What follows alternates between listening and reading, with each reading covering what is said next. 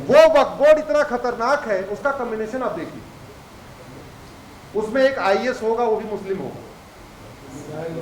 एक एडवोकेट होगा वो भी मुस्लिम होगा, एक सांसद वो भी मुस्लिम, एक विधायक वो भी मुस्लिम, एक मुतवल्ली वो भी मुस्लिम, एक मुस्लिम स्कॉलर वो भी मुस्लिम। 7 लोग होंगे, 7 के साथों मुस्लिम होंगे, और उनके साथ सामने जाके खड़े होकर हमें अपनी गुहार लगानी है। और नोटिस भेजने के पहले उसको कोई नियम भी नहीं बनाया, कानून भी नहीं बनाया कि नोटिस भेजने के पहले फला फला फला फला जांच करना है ना, कोई नहीं। वो राजा है भारत का। मतलब सुप्रीम कोर्ट में अगर वो सुप्रीम कोर्ट को वक्फ बोर्ड कह दे ये हमारी, ये वक्फ की प्रॉपर्टी है, तो सुप्रीम कोर्ट के रजिस्ट्रार बगल में 30,000 कोर्ट है, वहां 30,000 कोर्ट नहीं जा सकते, उनको अमानुल्लाह खां के वक्फ बोर्ड के सामने जाना पड़ेगा।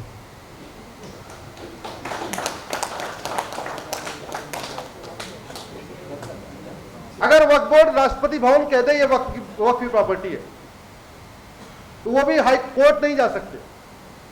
तो दिक्कत ये हो रही है, मैं अपना एग्जांपल दे रहा हूं, मेरठ और मुजफ्फरनगर लखनऊ से 700 किलोमीटर है, ऐसे यहां भी स्थान होंगे जो भुवनेश्वर से 600 किलोमीटर 700 किलोमीटर होंगे।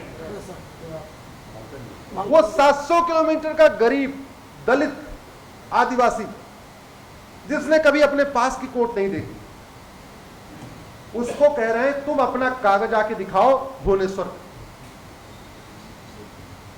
इसका जो सबसे बड़ा दुरुपयोग हो रहा है वो धर्मांतरण के लिए हो रहा है।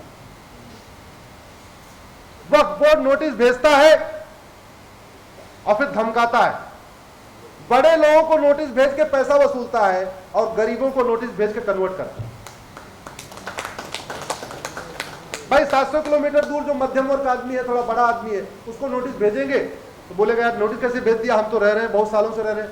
बोले जवाब देना भुवनेश्वर आएगा, वो सोचेगा यार भुवनेश्वर आना जाना, गाड़ी का तेल किराया इतना, बोले काम करो 1 लाख रुपए ले वापस, 1 लाख दो वापस।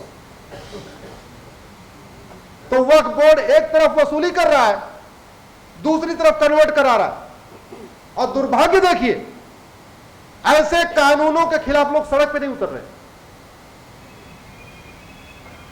समस्याओं का समाधान 2 जगह से है, या तो संसद, या तो सुप्रीम कोर्ट, या तो हाई कोर्ट, या तो विधानसभा।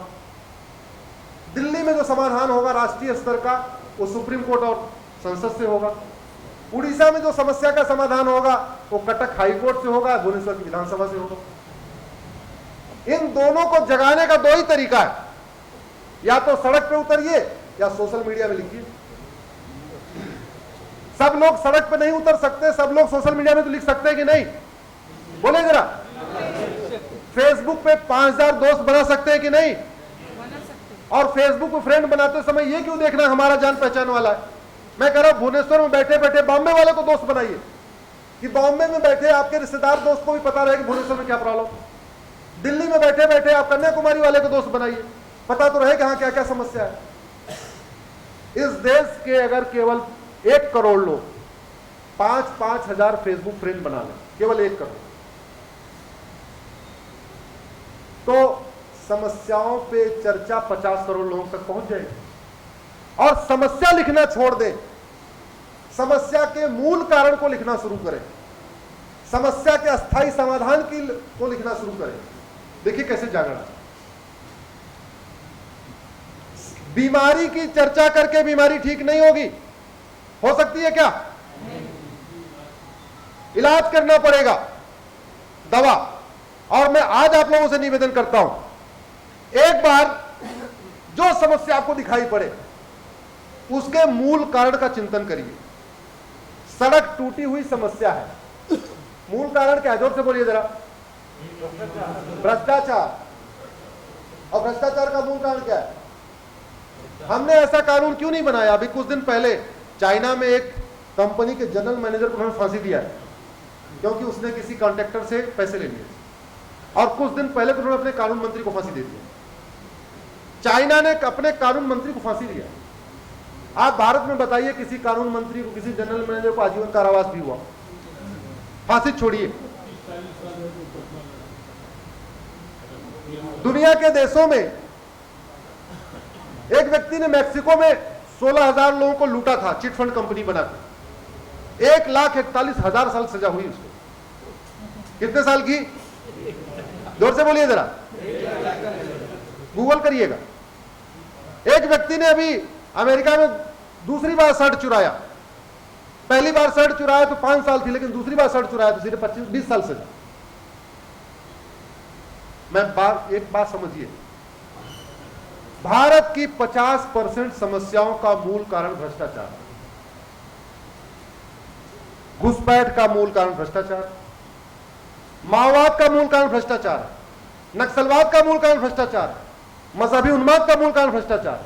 भारत की समस्याओं के जड़ में जाएंगे तो आपको 50% समस्याओं का मूल कारण भ्रष्टाचार है। घुसपैठिए फ्री में नहीं आते, घुसपैठिए घूस दे के आते हैं। उनका आधार फ्री में नहीं बनता, 2-2 हजार रुपए लगता है। उनका राशन कार्ड फ्री में नहीं मिलता, 2-2 हजार रुपए देते हो। उनका बर्थ सर्टिफिकेट फ्री में नहीं बनता, 2-2 हजार रुपए देते हैं। 2,000 रुपए में आधार बनवा लिया, 2,000 रुपए में राशन कार्ड बनवा लिया, 2,000 में बर्थ सर्टिफिकेट बनवा लिया, 2,000 में जाके वोटर आईडी में नाम जुड़वा लिया, 2,000 में ड्राइविंग, 3,000 में ड्राइविंग लाइसेंस बनवा लिया। आज की डेट में भ्रष्टाचार को खत्म किए बिना भारत में एनआरसी सफल हो ही नहीं सकता। इतने उन्होंने डॉक्यूमेंट है जितने डॉक्यूमेंट हमारे आपके पास हैं। हमारे आपके पास 3 डॉक्यूमेंट है, उनके पास 6-6, 7-7 डॉक्यूमेंट, और ऊपर से इतनी उनकी विदेशी फंडिंग है कि सुप्रीम कोर्ट में बड़े बड़े दिग्गज वकील खड़े हो जाए। मेरी धर्मांतरण की पीआईएल के खिलाफ 8 याचिकाएं आई हैं और 8 बड़े दिग्गज वकील खड़े होते हैं। कल सुनवाई है उस पर। अगर इस देश में धर्मांतरण नहीं हो रहा है तो मेरी पीआईएल डिसमिस कराने के लिए 8 पीआईएल की जरूरत थी क्या? 8 पीआईएल वे इनकी पीआईएल डिसमिस करो। ये झूठा आरोप लगा रहे हैं धर्मांतरण नहीं हो रहा है। अरे धर्मांतरण नहीं हो रहा है तो फिर धर्मांतरण कराने वालों को और फांसी वाला भी कानून बन जाता, क्या फर्क पड़ता है? आखिर उड़ीसा में कन्वर्जन हो रहा है कि नहीं हो रहा है? बोले जरा जोर से। क्यों हो रहा है? क्यों हो रहा है? याद रखिए, कठोर कानून के साथ साथ इनकी फाइनेंसिंग रोकनी पड़ेगी। कानून चाहिए, इनकी फंडिंग रोकनी पड़ेगी। बहुत मोटा पैसा इनको मिलता है विदेशों से। जब तक इनकी फंडिंग पे लगाम नहीं लगाएंगे तब तक कन्वर्जन रोकना नामुमकिन है। कानून भी रहेगा, फेल हो जाएगा। और स्पेशल कानून के द्वारा कन्वर्जन नहीं रुक सकता, क्योंकि आप 100 नंबर फोन करोगे पुलिस नहीं आएगी। पुलिस तब आएगी जब इंडियन पिनल कोड में वो अपराध रहेगा। थानेदार को, हवलदार को केवल आईपीसी का नॉलेज होती है और किसी की नॉलेज नहीं होती। अगर जो अपराध आईपीसी में लिखा हुआ है उसके लिए तो पुलिस वाला आएगा 100 नंबर डायल करने पे, 112 डायल करने पे, बाकियों पे नहीं आएगा। 1995 में वक्फ एक्ट बनाया, मैंने आपको बताया। 2010 में कांग्रेस की, मनमोहन सिंह की सरकार ने एक और घटिया कानून बनाया, उसको कहते हैं FCRA, foreign contribution regulation act. इस कानून के नाम से लगता है कि ये फॉरेन कंट्रीब्यूशन को रेगुलेट करने के लिए है, यानी विदेशी चंदा नियंत्रण कानून है। वो विदेशी चंदा नियंत्रण कानून नहीं है। इनफैक्ट अपने पालतू एनजीओ, पालतू पत्रकारों, पालतू बुद्धिजीवियों, पालतू लेखकों, पालतू एनजीओ को फंडिंग कराने के लिए ही वो कानून बनाया गया। वर्तमान सरकार ने करीब 2.5 लाख एनजीओ का लाइसेंस कैंसिल किया है। बीच में तो अभी पता नहीं राजीव गांधी वाला भी कैंसिल किया था, भगवान ने उसको रिस्टोर किया नहीं किया। अरे काहे लिए विदेशी फंडिंग भैया?